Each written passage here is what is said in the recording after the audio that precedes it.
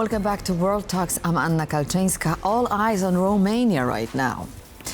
Bucharest plunged in unrest and clashes with the police. Romania's Central Electoral Bureau blocked Russia-aligned far-right candidate Călin Georgescu from competing in a May rerun of the country's presidential election.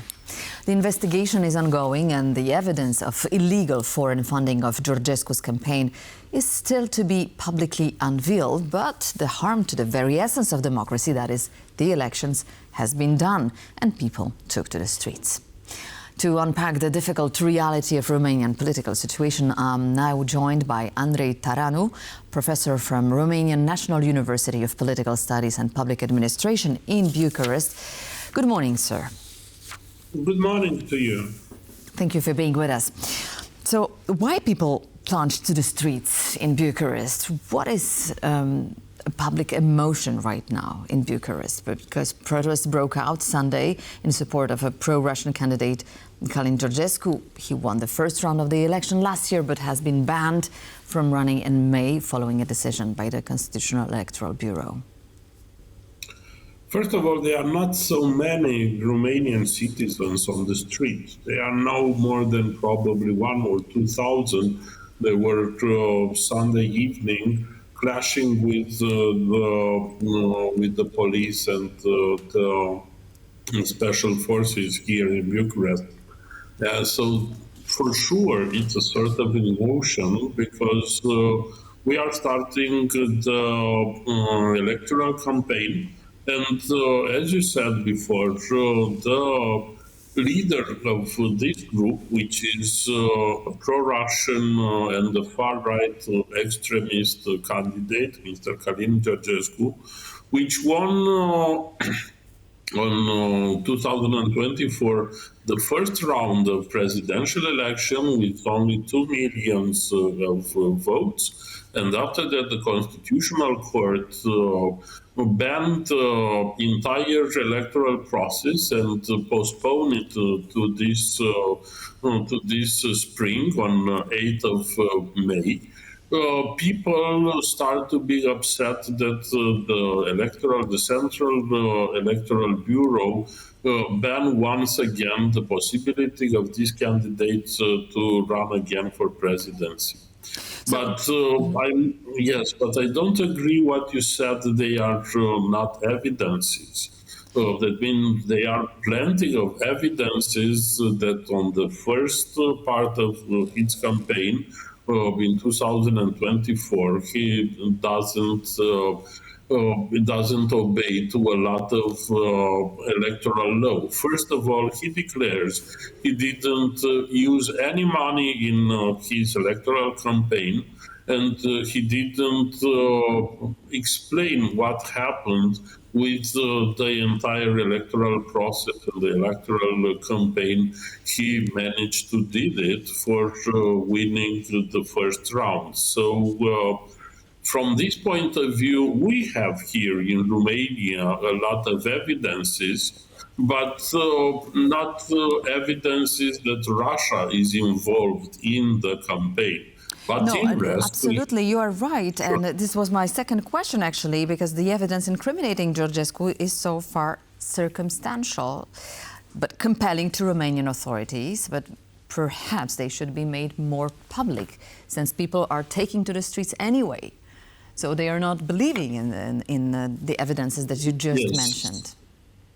Yes, some of those citizens, the supporters of Mr. Georgescu, don't believe any evidence. So they presume that it's a sort of conspiracy made by the Romanian government in order to block the candidacy of Mr. Georgescu. But the rest of the people seems to be trustful in what the prosecutors and the judges said about Mr. Georgescu. We have to say that here it's only a marginal and violent community which is always on the street and always try to impose violence on the political Romanian set. This is the biggest problem. For example, today that will be the rejudging of the possibility of his candidacy, and the Constitutional Court will take in consideration his reply to what the Electoral Bureau did Sunday evening. But there are still people in front of the Constitutional Court in order to press somehow the Constitutional Court to have a decision in order and close to their beliefs and intentions. That means to let Mr. Georgescu to compete on the electoral scene. This is the problem. So Georgescu calls a direct blow to the heart of democracy worldwide. He speaks of tyranny of European Union, and this kind of emotional populist rhetoric fuels the campaign, which thrived on social media, mainly on TikTok. How popular is TikTok in Romania, and what is the scale of the problem according to you? Nobody knows how popular it is, because we assume there are around 5 million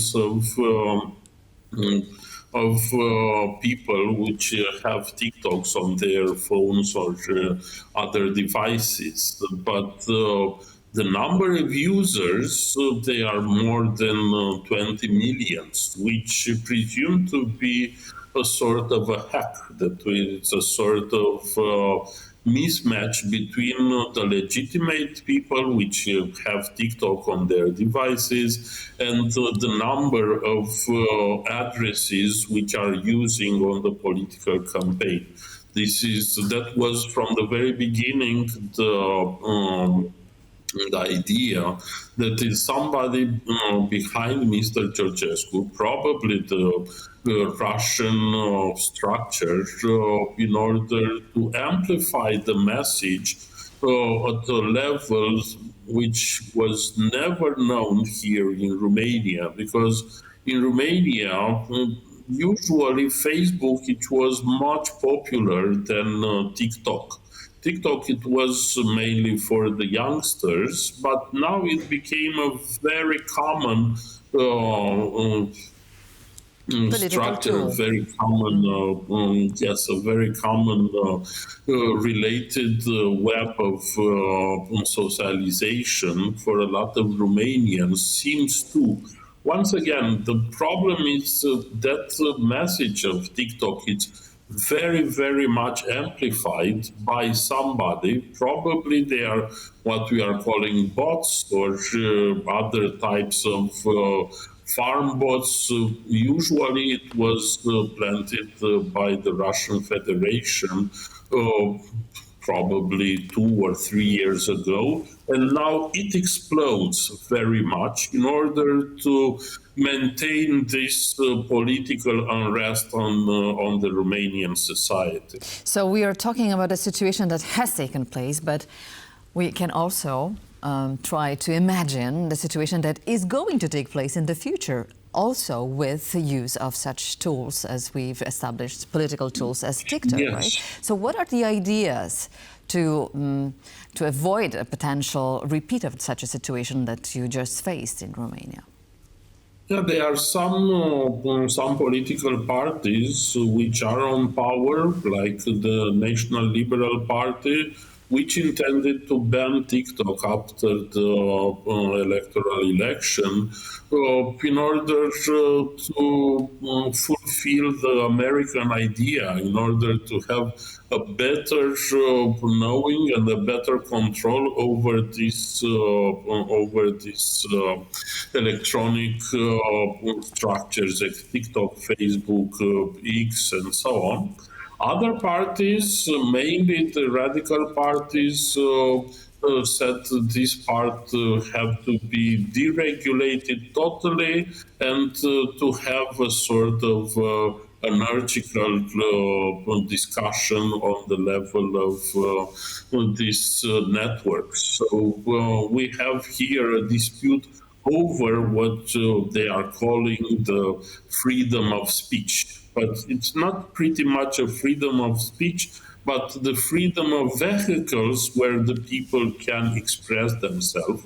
And sometimes these vehicles can be very much manipulated by somebody inside or outside of Romania. Professor So this is Ţăranu, the main concern.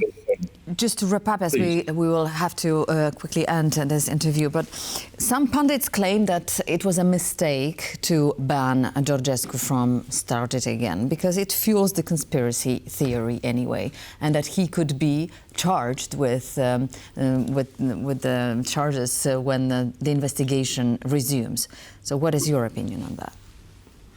I'm not part of these pundits, I have to say, because I presume that a democracy has to sustain very much the rule of law. And the rule of law and the constitutional jurisprudence here in Romania said that candidates for presidency have to obey to the democratic rules. And Mr. Georgescu made a lot of allegations that Romania have to get out from European Union, to get out from NATO, to make a quick peace with Russia, and to reclaim some territories from Ukraine. So from this point of view, already the candidate made a lot of non-democratic declaration, which can be banned from my point of view, and it looks also from the official point of view, can ban the candidacy of Mr. Georgescu. So for sure that would be, thank you very much. Thank you, sir. Thank you, Professor Andrei Ţăranu, Romanian National University, Political Studies and Public Administration was our guest this morning. Thank you so much again. And that concludes this edition of World Talks. Please stay tuned to TVP World for more news.